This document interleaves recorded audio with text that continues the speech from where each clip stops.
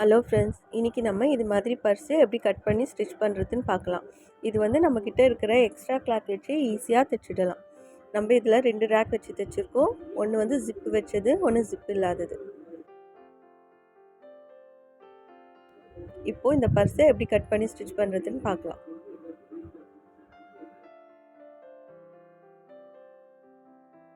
இப்போ இந்த பர்ஸு தைக்கிறதுக்காக நம்ம மெயின் கிளாத் ஃபஸ்ட்டு எடுத்துக்கலாம். மெயின் கிளாத்தோட நீளம் வந்து 17 இன்ச்சு நீளம் இருக்கிற மாதிரி எடுத்துருக்கேன். அகலம் வந்து 8 இன்ச்சு இருக்கிற மாதிரி எடுத்துருக்கேன். இப்போது இதே அளவில் வந்து இன்னொரு பீஸும் நம்ம எடுத்துக்கலாம். இன்னொரு பீஸும் அதே அளவில் எடுத்துக்கோங்க. இது நம்ம லைனிங் கூட எடுத்துக்கலாம், நம்ம விருப்பம்தான். நான் மெயின் பீஸே இன்னொரு பீஸ் எக்ஸ்ட்ரா இருக்கிறதுனால அதை எடுத்துருக்கேன். இங்கே இதை வந்து லைனிங் வச்சாலும் வச்சுக்கலாம். ஒன்று மட்டும் மெயின் பீஸாக எடுத்துக்கோங்க. அடுத்ததாக நம்ம இன்னொரு லைனிங் பீஸ் எடுத்துக்கலாம். இது வந்து 10 இன்ச்சு நீளம் இருக்கிற மாதிரியும் 8 இன்ச்சு அகலம் இருக்கிற மாதிரியும் ஒரு லைனிங் பீஸ் எடுத்துருக்கேன். அடுத்ததாக ஒரு ஸ்டிப்னஸ்க்காக உள்ளே வச்சு தைக்கிறதுக்காக நான் ஃபோம் ஷீட் எடுத்திருக்கேன். நீங்கள் இதை கடையிலையும் கேட்டு வாங்கிக்கலாம். அப்படி இல்லைன்னா புதுசாக வாங்குகிற ஷர்ட்லலாம் இது மாதிரி ஷீட் வரும், ஃபோம் ஷீட்டு. அதை கூட யூஸ் பண்ணி தைக்கலாம். உங்களுக்கு இது ஃபோம் ஷீட் வீட்டில் இல்லை, கிடைக்கலனா இது மாதிரி காட்டன் பேக் வந்து கிடைக்கும். வீட்டில் எல்லார் வீட்லேயும் இருக்கும். இது மாதிரி பேக்கை கூட நம்ம கட் பண்ணி உள்ளே வச்சு தைக்கலாம். இப்போ நான் ஃபோம் ஷீட் வச்சு தான் தைக்க போகிறேன். அடுத்ததான் நமக்கு ஒரு ஜிப்பு தேவைப்படும். ஜிப்பு வந்து இது வந்து ஃப்ராக் சுடிதாருக்கெலாம் வைக்கிற ஜிப்பு. நீங்கள் இது மாதிரியும் எடுக்கலாம். அப்படி இல்லைன்னா இது வந்து பேகுக்கெலாம் வச்சு தைப்போம்ல, ரன்னர் தனியாக ஜிப்பு தனியாக, இது மாதிரியும் எடுத்துக்கலாம். நம்ம விருப்பம் தான். நான் இன்றைக்கி வந்து இந்த ஜிப் தான் எடுத்திருக்கேன். இந்த ஜிப் எடுத்திருக்கேன். அடுத்ததாக நமக்கு ப்ரெஸ்ஸிங் பட்டன் தேவைப்படும். அது நீங்கள் மேக்னெட்டில் வாங்கிக்கிங்க. அப்படி இல்லைன்னா வெல்க்ரோ கூட வச்சு தைச்சிக்கலாம். இன்றைக்கி நான் நார்மல் ப்ரெஸ்ஸிங் பட்டன் வச்சு தான் தைக்க போகிறேன். இப்போ நம்ம மெயின் பீஸாக ஒன்று எடுத்துருக்கோம்ல, அந்த ஒரு பீஸை மட்டும் எடுத்து அது கீழே வந்து ஃபோம் ஷீட் அதே அளவு கட் பண்ணி வச்சுருக்கேன். அதை சுற்றி நம்ம தையல் போட்டு எடுத்துக்கலாம்.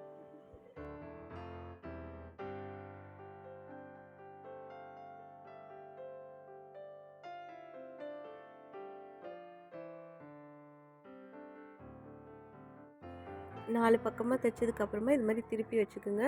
திருப்பி வச்சுட்டு இதில் வந்து 2 இன்ச்சு அளவுக்கு கோடு போட்டுக்கலாம். இப்படி ஸ்ட்ரெயிட்டாக ஒரு கோடு போட்டுக்குங்க. அதுக்கப்புறம் திருப்பி டைமண்ட் ஷேப்பில் இப்படி கோடு போட்டுக்குங்க. நம்ம விருப்பம்தான், பாக்ஸ் மாதிரியும் போட்டுக்கலாம். ரேண்டமாக இப்படி கோடு போட்டு அது மேலேயே ஒரு தையல் போட்டுடலாம். இப்போது எல்லா கோட்டு மேலேயும் தையல் வந்தாச்சு. தையல் போட்டதுக்கப்புறமா இப்போ இந்த துணியை விட எக்ஸ்ட்ரா இருக்க ஃபோமெல்லாம் நம்ம கட் பண்ணி விட்டுக்கலாம். அடுத்ததாக இப்போது ஜிப்பை வந்து ராங் சைடு இது மாதிரி போட்டுக்குங்க. அது மேலேயே லைனிங் துணியும் இது மாதிரி வச்சுக்குங்க. வச்சுக்கிட்டு அந்த ஓரத்தில் நம்ம தையல் போட்டு வரணும். ஒன் சைட் கைட் போட்டு தைச்சிங்கன்னா உங்களுக்கு ஈஸியாக இருக்கும். கீழே வந்து மெயின் ஃபேப்ரிக் இருக்குது, நடுவில் ஜிப் இருக்குது, அதுக்கு மேலே லைனிங் இருக்குது. அந்த ஓரத்தில் மூணுத்தையும் சேர்த்து நம்ம ஒரு தையல் போட்டு எடுத்துக்கலாம். இப்போ தையல் போட்டதுக்கப்புறமா அதை இது மாதிரி பிரித்து விட்டுக்குங்க. பிரித்து விட்டு பின்பக்கம் திருப்பி விட்டு அதை கரெக்டாக இருக்கிற மாதிரி அட்ஜஸ்ட் பண்ணிக்கோங்க. இப்போ இந்த லைனிங் துணியை அப்படியே ஃபோல்டு பண்ணி ஜிப்போட மேல் பக்கத்தில் வச்சு ஒரு தையல் போட்டுக்கலாம். இந்த மேல் பக்கத்தில் கரெக்டாக வச்சுக்குங்க. வச்சுட்டு ஒரு தையல் போட்டு எடுத்துக்கலாம்.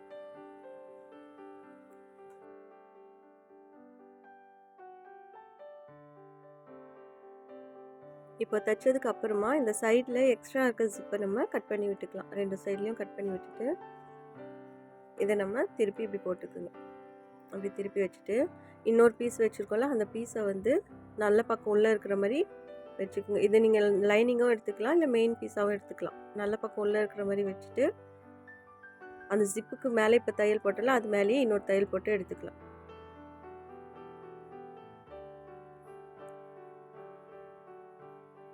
இது மாதிரி தைச்சதுக்கு அப்புறமா இதை இப்படி பிரித்து விட்டுக்குங்க. இப்போது கீழே இருக்க லைனிங் இருக்குது, அது மேல் பக்கமாக இப்படி எடுத்து விட்டுக்குங்க. மேல் பக்கமாக இப்படி எடுத்து விட்டுட்டு இந்த ஓரத்தில் வந்து பிசிறு இருக்கும், அந்த பிசிறு மேலே ஒரு படிமான தையல் போட்டு எடுத்துக்கலாம். இப்படி பிரித்து விட்டுட்டு இது மேல் பக்கமாக பார்த்த மாதிரி வச்சுக்கோங்க. இப்போது கீழ்ப்பக்கமாக இந்த ஜிப்பு ஓரத்துலேயே ஒரு படிமான தையல் போட்டு எடுத்துக்கலாம்.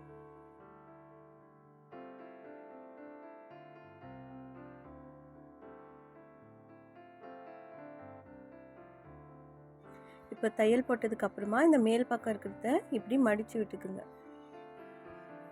இப்படி மடித்து ஒரு 1/4 இன்ச்சு அந்த லைனிங் துணியோ இல்லை மெயின் பீஸோ நீங்கள் எது எடுத்திருந்தாலும் அந்த 1/4 இன்ச்சு தெரிகிற அளவுக்கு இப்படி மடித்து விட்டுக்குங்க.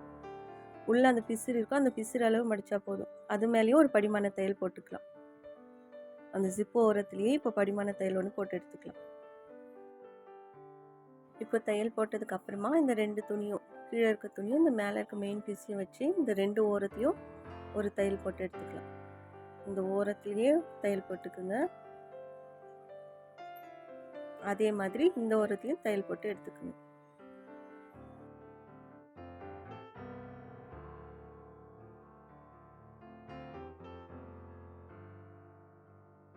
இப்போ 2 சைடும் நம்ம ஜாயின் பண்ணதுக்கப்புறமா இது மாதிரி திருப்பி விட்டுக்குங்க. ஒரு பக்கம் ஜிப்பு இருக்கும், இன்னொரு பக்கம் ஜிப்பு இல்லாமல் இருக்கும். ஜிப்பு இல்லாத பக்கத்தில் இது மாதிரி 2ஆக மடிச்சுக்குங்க. 2ஆக மடிச்சுட்டு சும்மா இது மாதிரி ஒரு வளைவு போட்டுக்குங்க. வளைவு போட்டு இதை நம்ம இது மாதிரி கட் பண்ணி விட்டுக்கலாம். நீங்கள் பாக்ஸ் மாதிரி எடுக்கிறதா இருந்தால் அப்படியே எடுத்துக்கலாம். நான் சும்மா ஒரு வளைவு போடுறேன். 1.5 இன்ச் அளவில் வளைவு மாதிரி வரைஞ்சிட்டு அதை நம்ம இப்படி கட் பண்ணி விட்டுக்கலாம். இப்போ வந்து நம்ம மெயின் சைடு வந்து கீழே இருக்குது, அது இது மாதிரி இப்படி மடித்து விட்டுக்குங்க. அப்போ ஜிப்பு வந்து இது மாதிரி உள் பக்கமாக வரும். இப்போ இந்த டிஸ்டன்ஸ் எவ்வளோ இருக்கணும்னா ஒரு 4.5 இன்ச்சு மார்க் பண்ணிக்கோங்க. அது அளவுக்கு மடித்தா நமக்கு போதும். மடிச்சுட்டு இந்த 2 ஓரத்துலையும் நம்ம தையல் போட்டு எடுத்துக்கலாம்.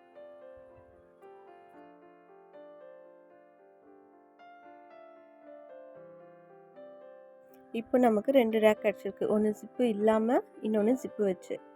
இப்போ நம்ம இதை தைச்சி முடிச்சாச்சு. இப்போ சைடில் வந்து நம்ம பைப்பிங் கொடுத்து தைச்சிட வேண்டியது தான். இப்போ இந்த ஓரத்தில் வந்து நம்ம கிராஸ் பீஸ் கொடுத்து ஃபினிஷ் பண்ணிடலாம். 1.5 இன்ச் அளவில் நான் கிராஸ் பீஸ் ஜாயின் பண்ணி வச்சுருக்கேன். இது மாதிரி 1/4 இன்ச் அளவில் வெளியே இருக்கிற மாதிரி இப்படி மடித்து உள்பக்கமாக இப்படி மடிச்சுக்குங்க. மடிச்சுட்டு 1/4 இன்ச் அளவில் சுற்றி தையல் போட்டே வந்துடலாம்.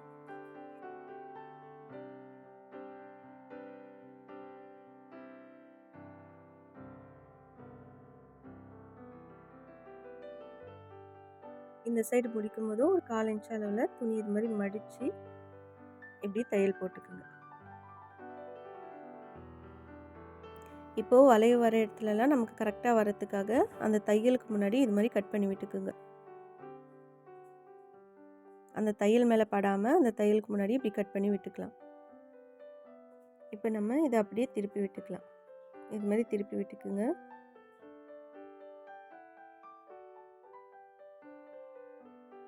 இப்படி திருப்பி விட்டதுக்கப்புறமா ஒரு 1/4 இன்ச்சு மடித்து அது மேலே இன்னொரு மடிப்பு மடிச்சிடுங்க. இது மாதிரி மடித்து அந்த பிசுறுலாம் உள்ளே இருக்கிற மாதிரி ஒரு 1/4 இன்ச்சு இப்படி மடித்து அது மேலே இன்னொரு மடிப்பு மடித்து அந்த ஓரத்தில் தையல் போட்டு வந்துடலாம்.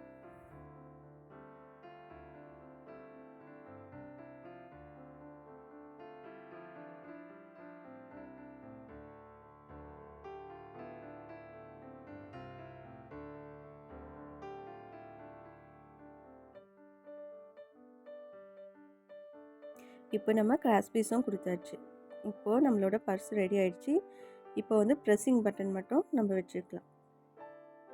இப்போது சென்டரை மார்க் பண்ணிக்கோங்க. சென்டரை மார்க் பண்ணிவிட்டு நம்ம ப்ரெஸ்ஸிங் பட்டன் எங்கே வைக்கணும்னு ஃபஸ்ட்டு மார்க் பண்ணிக்கலாம். இது மாதிரி மார்க் பண்ணிவிட்டு வச்சு விட்டுக்கலாம். ப்ரெஸ்ஸிங் பட்டன் வச்சதும் நான் மேலே வந்து ஒரு ஃபேன்சி பட்டன் வச்சு தைச்சிக்கிறேன். நீங்கள் வந்து மேக்னெட் பட்டனும் வச்சுக்கலாம், இல்லைன்னா வெல்க்ரோ கூட வச்சு தைச்சிக்குங்க. என்கிட்ட இந்த நார்மல் ப்ரெஸ்ஸிங் பட்டன் இருந்ததுனால நான் இதை வச்சுருக்கேன். அவ்வளோதான் ஃப்ரெண்ட்ஸ், நம்மளோட பர்ஸ் ரெடி ஆகிடுச்சு. நம்மக்கிட்ட இருக்கிற எக்ஸ்ட்ரா கிளாத் வச்சு அழகாக நம்ம ஒரு பர்ஸை ரெடி பண்ணிட்டோம். இந்த வீடியோ உங்களுக்கு பிடிச்சிருந்தா லைக் பண்ணுங்கள், ஷேர் பண்ணுங்கள், சப்ஸ்கிரைப் பண்ணுங்கள். தேங்க்ஸ் ஃபார் வாட்சிங்.